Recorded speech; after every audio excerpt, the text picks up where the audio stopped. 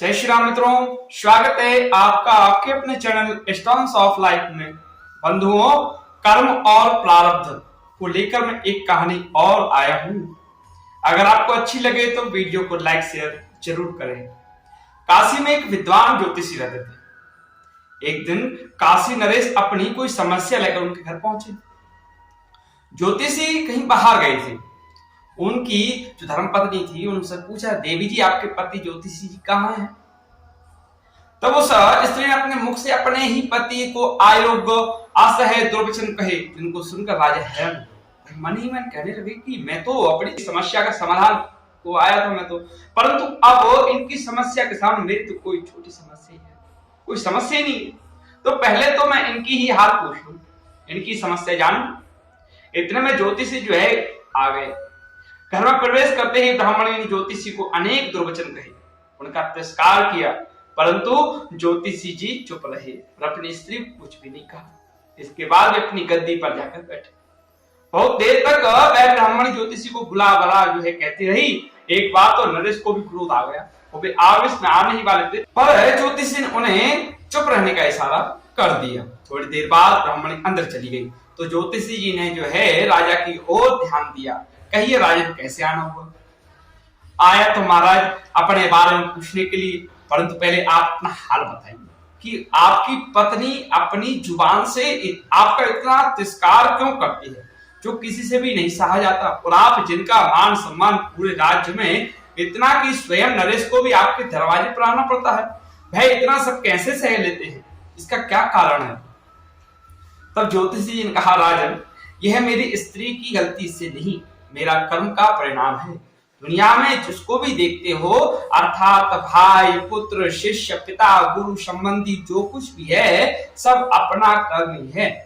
यह स्त्री नहीं है, मेरा किया हुआ कर्म ही है, और यह भोगे बिना कटेगा नहीं। अवश्यमेव भोक्तव्य कृतम कर्म शुभाशुभ, न भुक्तम क्षीयते कर्म कल्पकोटि सत्तरपि। अपना किया हुआ जो कुछ भी शुभ अशुभ कर्म है वह अवश्य भोगना पड़ता है, बिना भोगे तो सैकड़ों करोड़ों कल्पों के गुजरने पर भी नहीं कर्म टल सकता। इसलिए मैं अपने कर्म खुशी से भोग रहा हूं और अपनी स्त्री की ताड़ना भी नहीं करता, ताकि आगे इस कर्म का फल न भोगना पड़े। महाराज आपने क्या कर्म किया था? ज्योतिषी से पूछा राजन। आप सुनिए राजन, पूर्व जन्म में मैं कौवा था और मेरी स्त्री अपने पूर्व जन्म में गधी थी। इसकी पीठ पर एक फोड़ा था, फोड़े की पीड़ा से बड़ी दुखी थी और कमजोर भी हो गई थी। मेरा स्वभाव बड़ा दुष्ट था, इसलिए मैं इसके फोड़े में चोंच मार मार कर इसे ज्यादा दुखी करता था। जब दर्द के कारण ये कूदती थी तो मुझे बड़ा आनंद आता था, मैं खुश होता था। मेरे डर के कारण यह सहसा बाहर नहीं निकलती थी, किंतु मैं इसको ढूंढता फिरता था। यह जहां भी मिले वहीं इसे दुख देता था। आखिर मेरे द्वारा बहुत सताए जाने पर त्रस्त होकर एक गांव से 10-12 मील दूर जंगल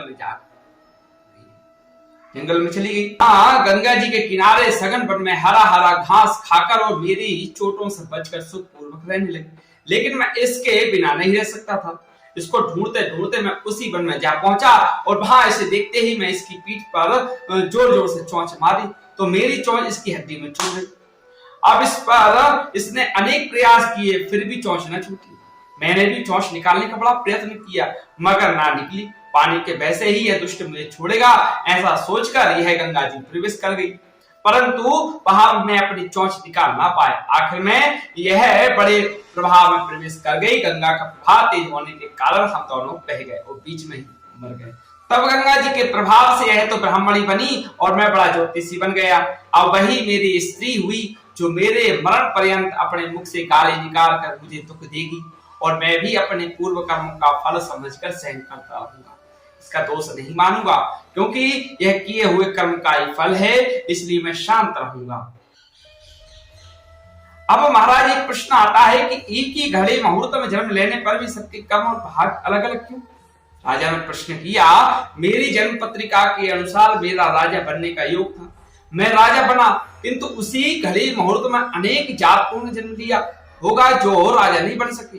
ऐसा क्यों? इसका क्या कारण है?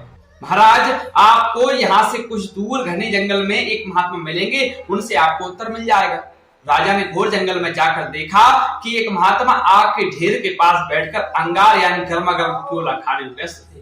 राजा ने महात्मा से जैसे ही प्रश्न पूछा, महात्मा ने क्रोधित होकर कहा, तेरे प्रश्न का उत्तर आगे पहाड़ियों के बीच एक और महात्मा है, वे दे सकते हैं। राजा की जिज्ञासा और बढ़ गई।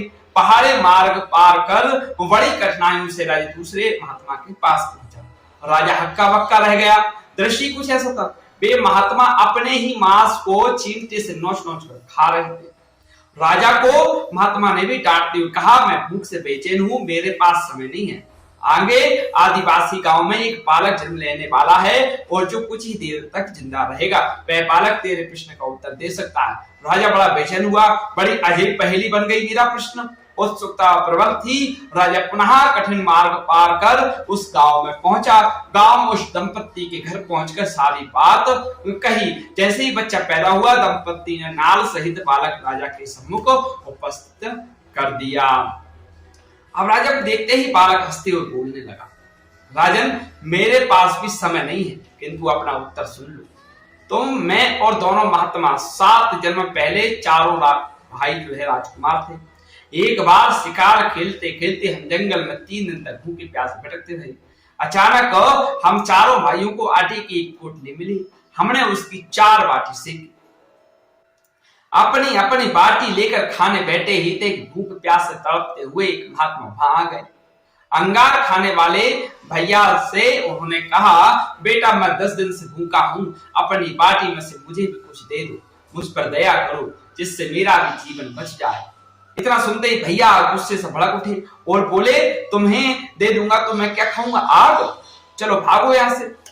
वे महात्मा फिर मांस खाने वाले भैया के निकट आए, उनसे भी अपनी बात कही, किंतु उन भाइयों ने भी महात्मा से गुस्से में आकर कहा, बड़ी मुश्किल से प्राप्त ये बाटी तुम्हें दे दूंगा तो मैं क्या खाऊंगा, मांस नोच कर खाऊंगा मैं अपना है। और भूख से लाचार वे महात्मा मेरे पास भी आए, उससे भी बाटी मांगी, किंतु मैंने भी भूख में धैर्य खोकर कह दिया कि चलो आगे बढ़ो, मैं भूखा मरूं क्या। अंतिम आशा लिए महात्मा, हे राजन, आपके पास भी आए, दया की याचना की। दया करते हुए खुशी से आपने अपनी बाटी में से आधी बाटी आदर से महात्मा को दे दी। बाटी पाकर महात्मा बड़े खुश हुए, बोले, तुम्हारा भविष्य तुम्हारे कर्म और व्यवहार से फलेगा। बालक ने कहा, इस प्रकार उस घटना के आधार पर हम अपना अपना भोग भोग रहे हैं और वो बालक मर गया। धरती पर एक समय में अनेकों फल फूल खिलते हैं, किंतु सबके रूप, गुण, आकार, प्रकार, स्वाद भिन्न भिन्न होते हैं। राजा ने माना कि शास्त्र भी 3 प्रकार के हैं, ज्योतिष शास्त्र, कर्तव्य शास्त्र और व्यवहार शास्त्र। जहां तक सब अपना किया दिया लिया ही पाते हैं, यही जीवन है। जब गलत पासवर्ड से एक छोटा सा मोबाइल नहीं खुलता, तो सोचिए गलत कर्मों से जन्नत के दरवाजे कैसे खुल जाए, स्वर्ग के दरवाजे कैसे खुल जाएंगे। अगर आपको यह कहानी अच्छी लगी हो तो शेयर करें। धन्यवाद।